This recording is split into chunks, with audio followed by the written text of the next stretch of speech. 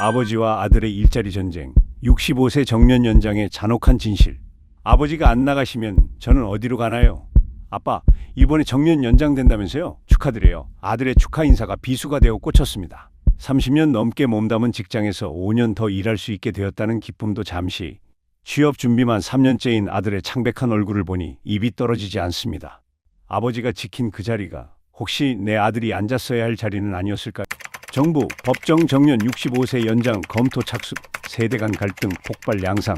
지금 대한민국은 한정된 의자를 두고 아버지 세대와 자식 세대가 피 튀기는 전쟁을 벌이고 있습니다. 누군가에게는 노후의 생명줄, 누군가에게는 희망의 사다리를 걷어차는 재앙.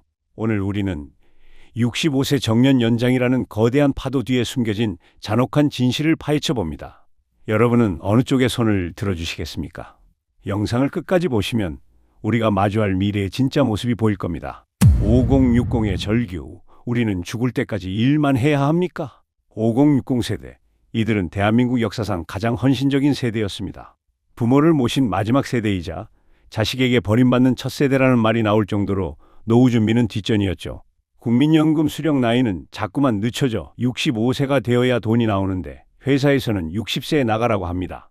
그 5년의 공백, 소득 절벽은 곧 죽음과 같습니다. 나보고 등산이나 다니라고요?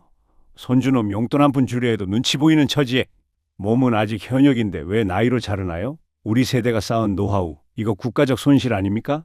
실제로 한국의 노인 빈곤율은 OECD 국가 중 압도적 1위입니다. 일하지 않으면 당장 생계가 위협받는 노인이 수백만 명입니다. 잠깐, 이 뜨거운 논쟁에 대해 여러분의 생각은 어떠신가요? 지금 바로 구독과 좋아요를 눌러주시면 우리 사회의 중요한 이슈를 가장 빠르게 분석해드립니다. 여러분의 클릭 한 번이 공론화를 만드는 큰 힘이 됩니다. 2030의 분노, 사다리 걷어차기는 이제 그만하십시오. 반면 2030 세대의 분노는 하늘을 찌릅니다. 가뜩이나 바늘구멍 같은 취업문인데 고연봉을 받는 윗세대가 5년을 더 버티면 신입 채용 규모는 줄어들 수밖에 없다는 계산이죠. 기업의 인건비는 한정되어 있고 결국 누군가는 밀려나야 합니다. 부모님 세대는 고성장 시대에 집도 사고 자산도 일구셨잖아요. 저희는요, 학자금 대출 갚기도 벅찬데 이제 일자리까지 양보하라고요? 이건 공정이 아니라 세대 이주의 아닙니까? 통계에 따르면 정년이 연장될 때 청년 고용은 최대 15%까지 감소할 수 있다는 분석도 나옵니다. 아버지는 정년 연장, 아들은 실업자. 이 비극적인 가계도가 대한민국 곳곳에서 현실이 되고 있습니다. 기업들은 호봉제 구조에서 나이 많은 직원을 유지하는 것이 부담스럽다며 비명을 지릅니다. 임금 시스템의 대전환. 그렇다면 방법은 없는 걸까요? 전문가들은 입을 모아 말합니다. 정년만 늘리면 재앙입니다. 임금 시스템부터 바꿔야 합니다. 첫 번째 대안, 임금 피크제입니다. 쉽게 말해 일정 나이가 지나면 월급을 점차 줄이는 대신 더 오래 일할 수 있게 하는 제도죠. 예를 들어 55세까지는 월 500만 원을 받다가 56세부터는 월 400만 원, 58세부터는 월 300만 원 이런 식으로 줄어드는 겁니다. 대신 65세까지 안정적으로 일할 수 있습니다. 회사 입장에서는 인건비 부담이 줄고 시니어는 일자리를 유지하면서 그 절감된 비용으로 청년을 새로 뽑을 수 있습니다. 실제로 신용보증기금은 2003년부터 임금 피크제를 시행 중입니다.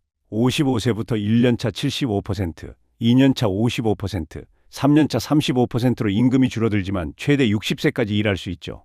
많은 공공기관과 대기업 177개사가 비슷한 제도를 운영하고 있습니다. 그런데 문제가 있습니다. 첫째, 갑자기 월급이 줄면 생활이 힘들다는 거죠. 특히 자녀 대학 등록금이나 대출 상환이 남아있는 50대 후반에게는 치명적입니다. 둘째, 절감된 인건비가 정말 청년 채용으로 이어질까요? 연구에 따르면 임금 피크제 도입 후 오히려 청년 고용이 늘지 않았다는 결과도 나왔습니다. 기업들이 그냥 인건비만 줄이고 신규 채용은 안 하는 거죠. 두 번째 대안, 직무급제입니다. 지금까지 우리나라는 나이와 근속연수로 월급을 정했습니다. 20년 다니면 무조건 과장, 30년 다니면 부장급 연봉, 이게 호봉제입니다. 하지만 직무급제는 다릅니다. 내가 무슨 일을 하느냐에 따라 월급이 정해집니다. 같은 회사에 30년 다닌 A씨와 5년 다닌 B씨가 있습니다. 호봉제라면 A씨가 무조건 연봉이 높죠. 하지만 직무급제에서는 B씨가 더 어렵고 중요한 프로젝트를 맡으면 B씨 연봉이 더 높을 수 있습니다. 나이가 아니라 기여도로 평가하는 겁니다. 이렇게 되면 시니어들도 고연봉을 유지하려면 계속 역량을 키워야 하고 반대로 청년들도 능력만 있다면 빠르게 인정받을 수 있습니다. 정년이 늘어나도 늙은이가 자리만 차지한다는 불만이 줄어드는 거죠. 유럽 선진국들은 이미 정년 개념 자체가 희미합니다. 대신 직무급제와 유연근무가 정착돼서 나이와 상관없이 능력껏 일하고 능력껏 받습니다. 우리도 이런 전환 없이는 정년 연장이 독이 될 수밖에 없습니다. 실제로 정부는 이미 129개 공공기관에 직무급제를 도입했습니다. 한국수자원공사, 한국남부발전 같은 공기업들이 앞장서고 있죠. 이들은 기존 호봉제를 유지하면서 직무수당을 추가로 주는 방식으로 변화를 시도하고 있습니다. 하지만 현실의 벽은 높습니다.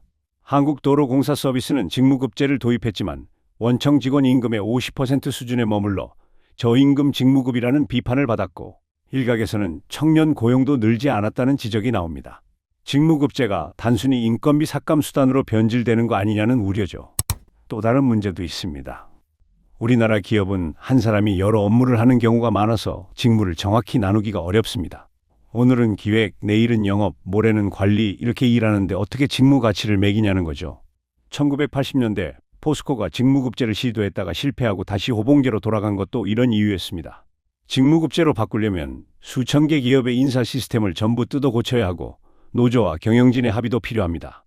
무엇보다 나이 들면 대접받아야 한다는 오래된 문화, 그리고 자식 교육비가 많이 드는 50대의 연봉이 높아야 한다는 생활 패턴과의 싸움이기도 합니다.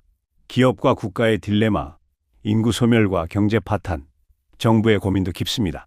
저출산으로 일할 사람은 줄어드는데 노인 부양비는 기하급수적으로 늘고 있죠.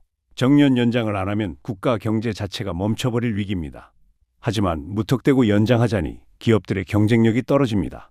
임금 피크제 도입이나 유연한 노동시장이 전제되지 않은 정년 연장은 결국 세대 전쟁만 부추길 뿐입니다. 나이만 늘리는 것이 아니라 어떻게 일할 것인가에 대한 대수술이 필요합니다. 65세 정년 연장은 단순히 숫자의 문제가 아닙니다. 대한민국이라는 거대한 배가 가라앉지 않기 위해 평생을 바친 노련한 선장들을 더 태울 것인지 새로운 항해사를 뽑을 것인지 결정해야 하는 절체절명의 순간입니다. 이 균형을 맞추지 못하면 우리는 모두 함께 침몰할지도 모릅니다. 공존의 길을 찾아서 여러분의 선택은 결국 정년 연장은 피할 수 없는 흐름일지 모릅니다. 하지만 그 과정에서 누군가의 눈물을 당연하게 여겨서는 안 됩니다.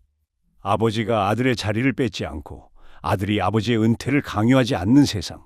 임금 체계 개편과 청년 일자리 보전이 동시에 이루어지는 정교한 설계가 절실합니다. 나는 더 일하고 싶다는 아버지의 진심과 나도 일하고 싶다는 아들의 간절함. 이 두 목소리가 조화를 이룰 때 비로소 대한민국은 다시 뛸 수 있을 것입니다. 여러분은 65세 정년 연장에 찬성하십니까? 아니면 다른 대안이 필요하다고 보십니까? 오늘 영상이 여러분의 노후와 자녀의 미래에 대해 생각해보는 계기가 되었다면 좋겠습니다. 여러분의 소중한 의견을 댓글로 남겨주세요. 모든 댓글을 소중히 읽겠습니다. 구독과 좋아요, 알림 설정은 더 깊이 있는 분석으로 돌아오는 원동력이 됩니다. 시청해주셔서 감사합니다.